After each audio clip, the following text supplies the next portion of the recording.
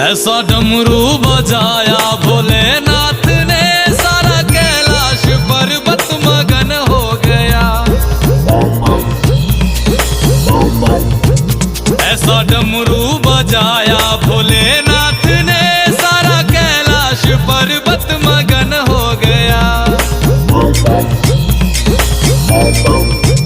सारा कैलाश पर्वत मगन हो गया, सारा कैलाश पर्वत मगन हो गया, सारा कैलाश पर्वत मगन हो गया, सारा कैलाश पर्वत मगन हो गया। ऐसा